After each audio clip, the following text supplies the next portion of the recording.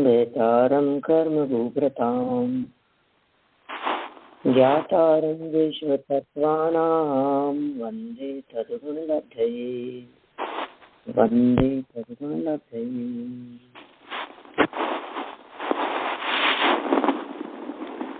तत्वार सूत्र महाशास्त्र की यह राजवार्तिक नामक टीका है और इस टीका के आधार से कल तिर्यंच गति के जीवों के संदर्भ में थोड़ी बहुत चर्चा अपन ने यहाँ की है।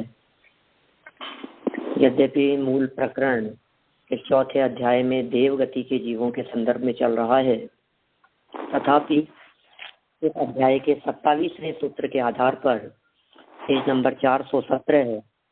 कल हमने यहाँ तिर्यंचों की परिभाषा देखी है और साथ ही यह भी देखा है कि वे तिर्यंच गति के जीव कौन कौन से हिस्सों में पाए जाते हैं, उनकी क्या स्थिति है और कितनी उनकी आयु हो सकती है।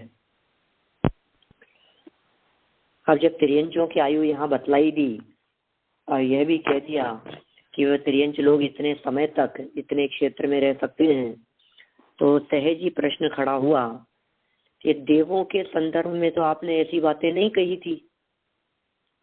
यद्यपि हमने देवगति के संदर्भ में इंद्र सामानिक आदि भेदों की बात देखी, ठीक है ना। फिर ये सब भेद देखने के बाद भवनवासी, व्यंतर, ज्योतिष्क, इन सबके भेद प्रभेद देखे, वैमानिकों की चर्चा की, स्वर्गों की संरचना देखी, ऊपर ऊपर के स्वर्गों में किस प्रकार की परिस्थितियां बनती है वह चर्चा की, लोकांतिक देवों की चर्चा की, एक भवावतारी जीवों की चर्चा की। लेकिन फिर भी देवों की स्थिति माने देवों की आयु कितनी होती है,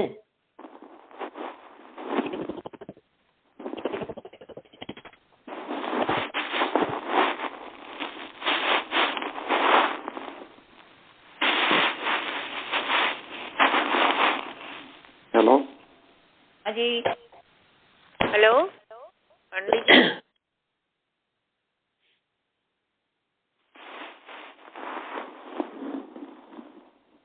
पंडित जी,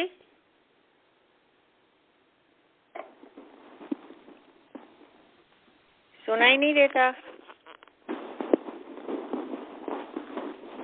मैं वापस ज्वाइन करती हूँ। अच्छा,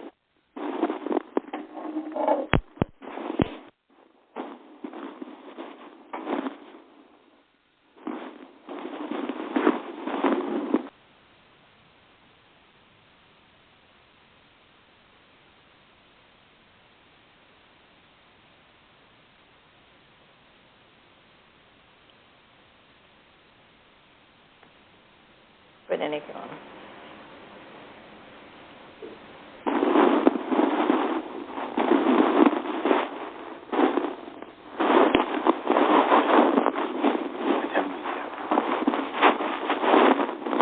हाँ जी, आप कॉन्फ्रेंस में आ गए। कहाँ तक सुना आप लोगों ने, क्या चर्चा चल रही है?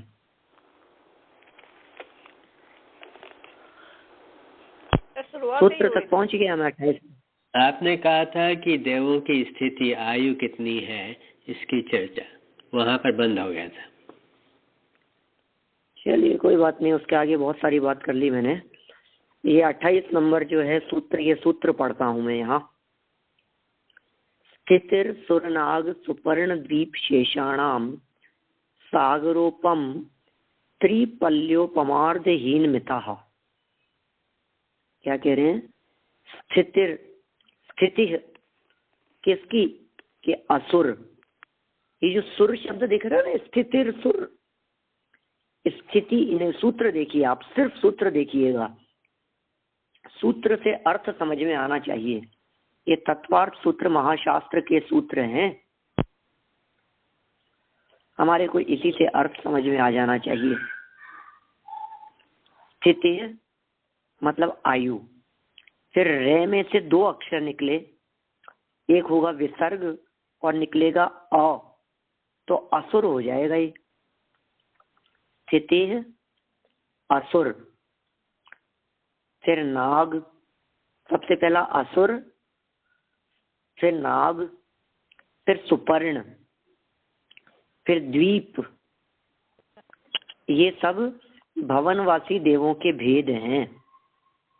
इन सब के साथ में कुमार लग जाता है।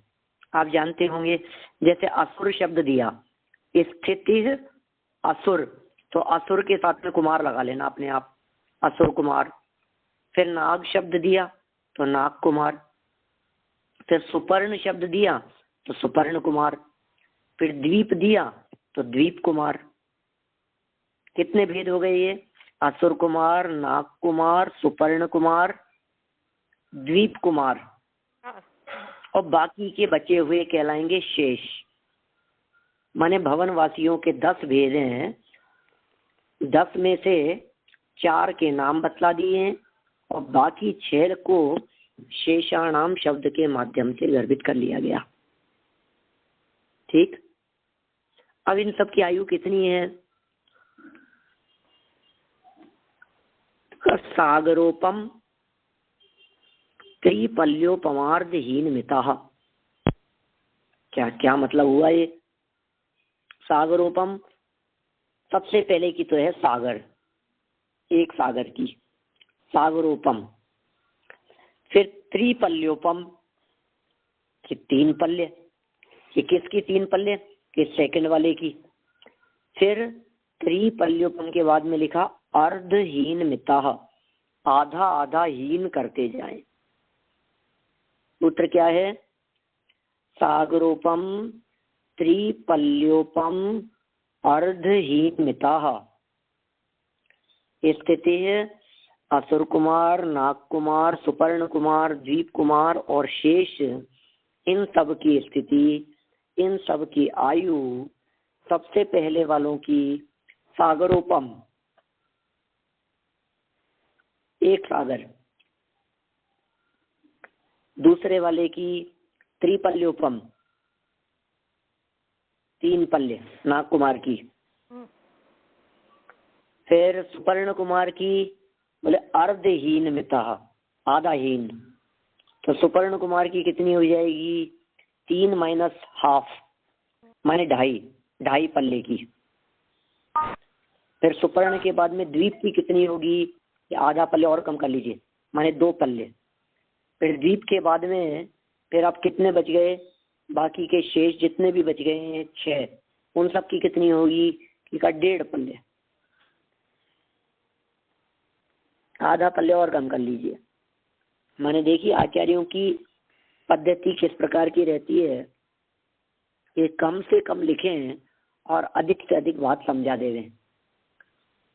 कम से कम चर्चा करके ज्यादा से ज्यादा समझा देने का कार्य करते हैं आचार्य। तो भवनवासियों की 10 प्रकार के भेदों की आयु इन्होंने यहाँ 10 शब्द भी नहीं दिए और 10 की आयु बतला दी। याद भी हो सकती है, बहुत सरल है। स्थितिर स्वर्णाग सुपर्ण दीप शेषाणाम सागरोपम त्रिपल्योपमार्धहीन मिता। अर्थ दे।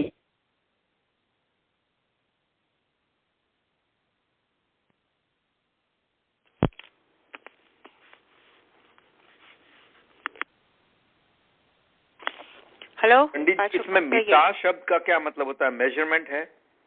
लगता है कट हो गया है, वापस ज्वाइन करती हूँ।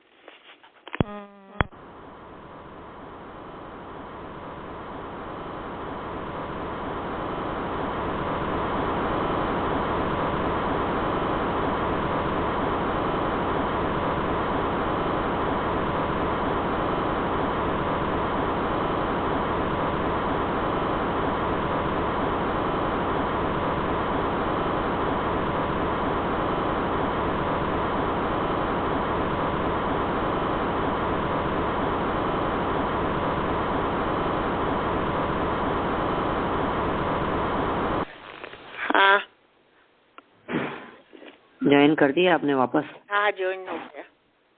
हाँ पंडित जी, एक प्रश्न मैं कर रहा था कि ये मिता शब्द का क्या मतलब है? मेजरमेंट? हाँ, हीन मानना चाहिए। अच्छा, मिता का मिता। अच्छा, मिता मतलब मानना चाहिए।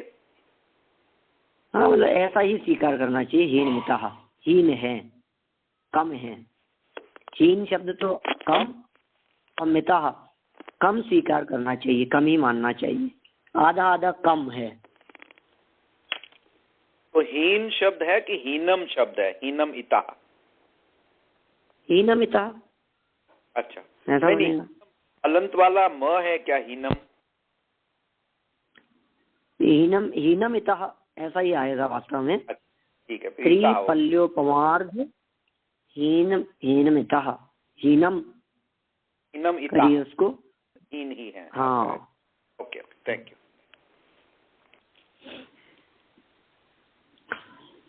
तो ये सब हो गया। इसका अर्थ बहुत सरल अपन कर चुके हैं। अब आप लोगों ने कहाँ तक सुना मुझे तो कुछ आइडिया नहीं है, कहाँ तक सुन चुके हैं आप लोग।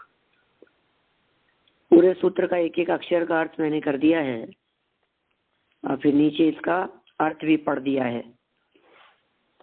एक भवनवासी जो हैं, सबके सब भवनवासी देव अधोलोक में रहते हैं, हमारी इस पृथ्वी तल के नीचे।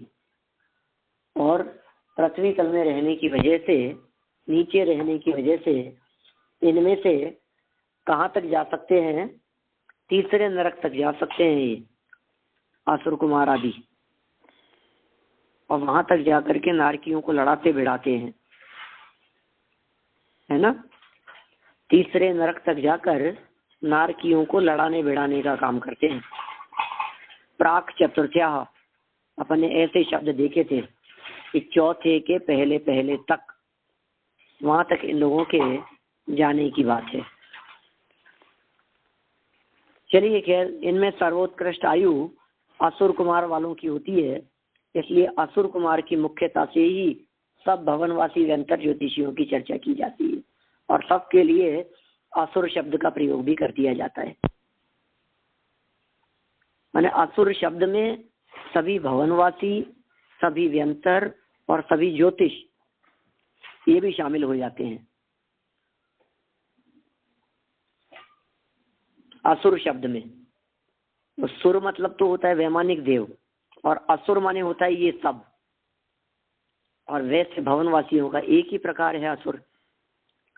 इसमें जो नाग कुमार जाति के जो देव बतलाए हैं, ये सर्प इनका चिन्ह होता है, और सर्प चिन्ह होने के साथ साथ इनमें जो एक इंद्र है उसका नाम है धरण, तो वो धरणेन्द्र कहलाता है। और नाग कुमार जाति के होने के कारण वो सब सर्प के जैसा अपन उनको मानते हैं। ये सर्प के रूप में वो आए थे पार्श्वनाथ की रक्षा करने के लिए, इस प्रकार का प्रचलन है, लोग मानते हैं, मान्यता इस प्रकार की। खैर चलिए, यह बात हुई भवनवासियों के संदर्भ में। अब जरा वैमानिक देवों की आयु कितनी है वो भी देख लें हम। तो वैमानिकों में सर्वप्रथम है सौधर्म। अब सौधर्म स्वर्ग की क्या स्थिति है? सौधर्म ईशानियो सागरोपमे अधिके। सौधर्म ईशानियो मतलब सौधर्म और ईशान में सागरोपमे, सागरोपम नहीं, सागरोपमे ये द्वितीय है, मतलब द्विवचन का प्रयोग किया है ये सागरोपमे ऐसा कह करके। और अधिके माने अधिक,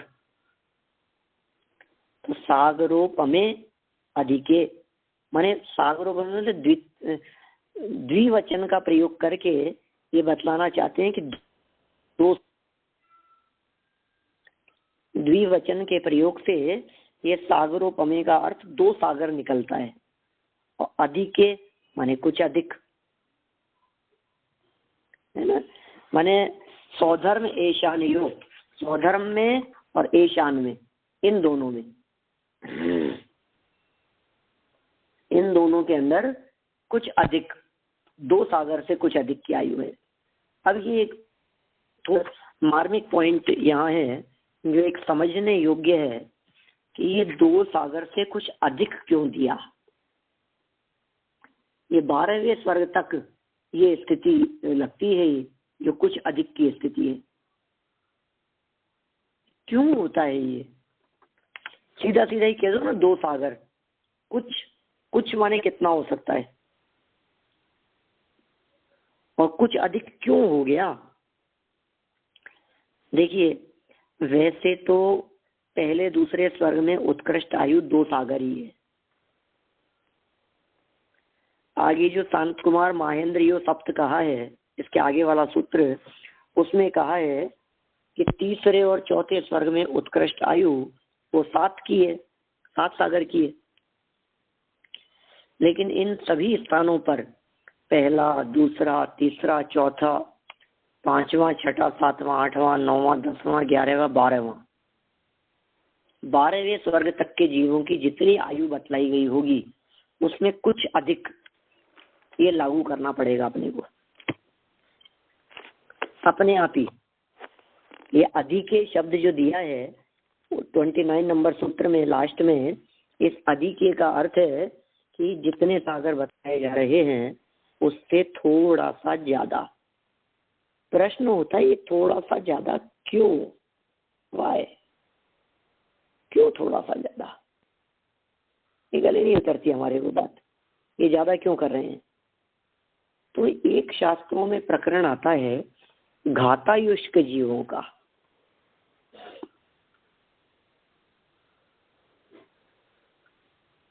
ये क्या होते हैं घातायुष्क जीव? घात आयुष्क, आयु का घात कर लेना। ये कैसे हो जाता है आयु कर्म का घात? देवगति के अंदर भी जीवों में आयु कर्म का घात होता है क्या? वहां भी ऐसी बात संभव है क्या? हाँ, क्यों नहीं संभव है? देवगति के जीवों में आयु का घात क्यों नहीं होगा? होता ही है। कैसे होगा? हमने तो सुना है देवों में अकाल मृत्यु नहीं होती, हमने तो सुना है देव लोगों के अंदर कोई ऐसा एक्सीडेंट, दुर्घटना वगैरह होती नहीं है। फिर देवों के इस तरह का कैसा चक्कर बनेगा कि देखिए कोई व्यक्ति मनुष्य गति का है, उसने देव आयु का बंधन किया, 16वें स्वर्ग की आयु बांध ली, 14वें स्वर्ग की आयु बांध ली, 15वें स्वर्ग की बांध ली, कि ग्रहवेकों की आयु उसने बंधन किया वैमानिक देवों में। अब आयु बंधने के बाद, इतने सागर की उम्र बंधने के बाद, मान लीजिए 25 सागर की उसकी आयु बंध गई, 27 सागर की उसकी आयु बांधी उसने। अब उसने आयु कर्म का घात कर लिया। माने मनुष्य पर्याय में जब वो था तो आयु उसके बंधने के बाद में उसके कुछ पाप परिणाम चलने लगे, खोटे परिणाम हो गए, विषयासक्त हो गया, मार्ग से भ्रष्ट हो गया। तो अब वो जो आयु थी, अब चूंकि देव आयु बंधी है तो देव में तो जाएगा ही, और कहीं तो जा नहीं सकता। तिर्यंच बंधी होती तो तिर्यंच में जाना कंपलसरी होता। आयु कर्म के साथ में यही है कि जो बंध जाता है वहीं जाना जरूरी होता है। अब देव बंधी है तो देव में, किंतु कितना काल देव आयु में व्यतीत करेगा?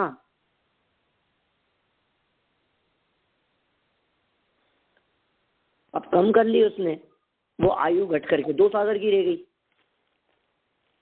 बांधी थी 16वें स्वर्ग की, 22 सागर की आयु बांधी थी, पाप कर्म किया, आयु कर्म घट गया, अपकर्षण हो गया उसमें, और अपकर्षण होकर के 2 सागर की रह गई, और पहले स्वर्ग में महाराज ने जाकर के जन्म ले लिया। तो ऐसे जीवों को कहते हैं घातायुष्क जीव। 16वें से मर करके 12वें में आ गया, 16वें से मर करके नहीं। तो ये सब काम तो किया था उसने मनुष्य जन्म में ही, काम तो किया था मध्य लोक में ही। लेकिन मध्य लोक में भी जैसे अभी अपने जो परिणाम हो रहे हैं, इन परिणामों से कर्म तो पूरे ही बंध गए ना। अब कर्म के निषेध तो इतने ज्यादा बंध गए थे, अब भोगेगा कम तो बाकी का क्या होगा कि बाकी को उसको घात करना पड़ेगा आयु का। क्योंकि आयु क्रम में संक्रमण नहीं होता और निषेक ज्यादा है। तो ऐसी स्थिति घातायुष्क जीवों की कहलाती है। ऐसे जीवों को कुछ बोनस मिल जाता है आयु क्रम में, जितनी है उससे कुछ बोनस मिल गया, कुछ एक्स्ट्रा मिल गया। कैसा बोनस मिल गया कि जैसे मान लीजिए पहले दूसरे में जन्म लिया उसने, तो पहले दूसरे की उत्कृष्ट आयु 2 सागर की है, लेकिन घातायुष्क यदि वो हुआ तो 2 सागर प्लस का साइन लग जाएगा उसमें, 2 सागर से कुछ अधिक हो जाएगी। जैसे देखिए आगे सूत्र दिया है शांत कुमार महेंद्रियो सप्त, ये सूत्र दिया। तो शांत कुमार महेंद्रियो सप्त, इसका मतलब क्या हुआ कि तीसरे स्वर्ग का नाम है शांत कुमार, चौथे स्वर्ग का नाम है महेंद्र। अब शांत कुमार महेंद्र, इनमें उत्कृष्ट आयु है सप्त, माने 7 सागर की।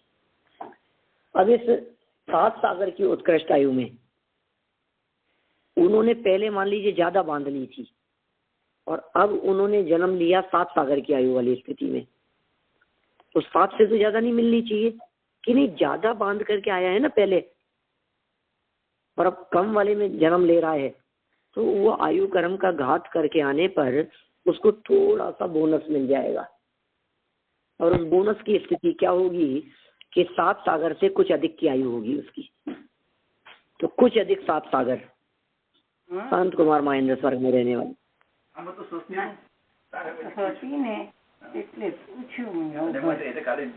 ठीक है, कठिन तो नहीं लग रही है बात। घातायुष्क का क्या अर्थ हुआ, कहाँ तक बन सकती है ये कंडीशन? ये कंडीशन होगी सिर्फ और सिर्फ 12वें स्वर्ग तक। आयु कर्म का घात करके जन्म लेने वाले जीवों की आयु सिर्फ 12वें स्वर्ग तक ही होती है। क्या यही घातायुष्क अवस्था कहलाती है। पढ़े अपन ये 4 लाइनें, देखें क्या लिखा है यहाँ। घातायुष्क इसमें तत्वार्थ में तो नहीं आता, अलग से एक्सप्लेनेशन में है क्या चीज? घातायुष्क, घातायुष्क यहाँ तो नहीं है इसमें तो। अच्छा, तो लेकिन दूसरे स्थानों पर। हाँ जी। तो अच्छा, दूसरा आपने ये समझाया कि आयु का की गति तो नहीं, पर आयु स्थिति जो है उसका अपकर्षण हो सकता है, तो उत्कर्षण भी हो सकता है। उत्कर्षण भी होता है। अच्छा अच्छा, ओके। और फिर लेकिन ये बद्धमान में ही होगा। क्या फरमाया? बद्धमान में ही होगा। हम मनुष्य जन्म में ही आगामी भव की आयु के अंदर उत्कर्षण और अपकर्षण दोनों कर सकते हैं वर्तमान के परिणामों से। वंडरफुल। फिर नेक्स्ट मेरा प्रश्न था कि जैसे ये कहते हैं कि मरने के समय हमारे परिणाम अगली गति के अनुसार हो जाते हैं, तो उसका इससे कुछ लेन देन है? क्योंकि उसके पहले स्थिति तो बदल सकते हैं, उसका अपकर्षण उत्कर्षण हो सकता है, और भी कुछ हो सकता है क्या? नहीं, कुछ नहीं, परिणाम होते हैं, मतलब जहाँ जाना है वहाँ उस संबंधी भाव उसी तरह के होते हैं, कोई बाधा नहीं है उसमें। अच्छा, ठीक है, ओके। उससे कोई ऐसा बहुत अधिक प्रभाव पड़ने वाली जैसी बात भी नहीं है। बस घातायुष्क के संदर्भ में यही बात महत्वपूर्ण है कि वो 12वें स्वर्ग तक ही उनका जन्म होगा। इसके ऊपर में साधिक वाली स्थिति नहीं बनेगी या अधिक वाली स्थिति नहीं बनेगी। फिर जितनी है उतनी ही है मैक्सिमम, उसमें एक दिन भी ऊपर नहीं होगा। जैसे मान लीजिए 16वें स्वर्ग वाले की आयु 22 सागर की है, उत्कृष्ट आयु, तो फिर वो 22 सागर से कुछ भी बढ़ेगा नहीं। 22 सागर से कुछ अधिक हो जावे ऐसी स्थिति नहीं बनेगी उनकी। ठीक है ना? ठीक। देखिए मैं 4 लाइन यहाँ से पढ़ देता हूँ। फिर 29 नंबर सूत्र है, 28 वाला तो पूरा कर दिया, उसको तो पढ़ भी दिया हमने। उसमें भवनवासियों की चर्चा थी। अब वैमानिक की चर्चा यहाँ से प्रारंभ हुई, जिसमें कहा सौधर्म ईशानियो सागरोपमे अधिके। अर्थ में नीचे लिखते हैं, सौधर्म और ईशान स्वर्ग में कुछ अधिक दो सागर स्थिति है। अधिके यह अधिकार सहस्त्रार स्वर्ग तक चालू रहेगा। ये इन्होंने स्पष्टीकरण दे दिया आचार्य अकलंग देव स्वामी ने अर्थ करते समय। जैसा ये जो अधिके शब्द जो दिया है ना, सौधर्म ईशानियो सागरोपमे, अधिके क्यों लगा दिया साथ में? अधिके मत लगाओ। यदि अधिके शब्द नहीं लगाएंगे तो दो सागर की आयु रह जाएगी। अब अधिके लगा दिया है तो ये बात सहस्त्रार स्वर्ग तक चलेगी, और सहस्त्रार्थ है 12वें स्वर्ग का नाम, तो वहां तक अधिक अधिक की स्थिति चलती रहेगी। फिर देखिए नीचे वाले में लिखा सानत कुमार माहेंद्रियो सप्त, सानत कुमार और माहेंद्रियो सप्त। अब अधिके वहीं से ले लेना पिछले सूत्र से, तो अर्थ क्या हुआ? सागर और अधिक पद का अनुवर्तन पूर्व सूत्र से हो जाता है। सागर शब्द भी सिर्फ सप्त लिख दिया, सप्त क्या? सप्त वर्ष नहीं, सप्त मास नहीं, सप्त शतक नहीं, सप्त पल्ले नहीं, सागर शब्द दिया है पिछले सूत्र में और अधिक भी दिया है, तो दोनों की अनुवृत्ति पूर्व सूत्र से कर लेना चाहिए। सागर और अधिक पद का अनुवर्तन पूर्व सूत्र से हो जाता है। अतः शांत कुमार और महेंद्र स्वर्ग में कुछ अधिक 7 सागर स्थिति समझनी चाहिए। माने तीसरे और चौथे स्वर्ग की उत्कृष्ट स्थिति हमारे को कुछ 7 सागर ऐसा समझ लेना चाहिए। फिर इसके पश्चात ये यहाँ 30 नंबर के सूत्र तक की चर्चा हुई अपनी। 31 नंबर का सूत्र ऐसा है जिस सूत्र के अंदर मूल सूत्र में सिर्फ संख्याएं बतलाइए और फिर उसका अर्थ कुछ विशिष्ट प्रकार से निकालना पड़ेगा, तो वो बात चौथे स्वर्ग के ऊपर से प्लस करते हुए अपने को कहाँ तक ले जाएंगे? वो 16वें स्वर्ग तक ले जाएंगे। तो उसकी चर्चा अपन फिर कल की क्लास में यदि अवसर होगा और चांस होगा तो अपन ऐसा समय करेंगे, तो फिर आगे बढ़ेंगे। आज की बात को हम यहीं विराम देते हैं। थोड़ा सा आप लोगों का भी कार्यक्रम दूसरा है, जिनवाणी स्तुति बोल लेते हैं हम। या वाणी के ज्ञान ते सूझे लोकालोक, तो वाणी मस्तक नमो सदा देत हूँ ढोक, सदा देत हूँ ढोक। 9 बार नमोकार मंत्र।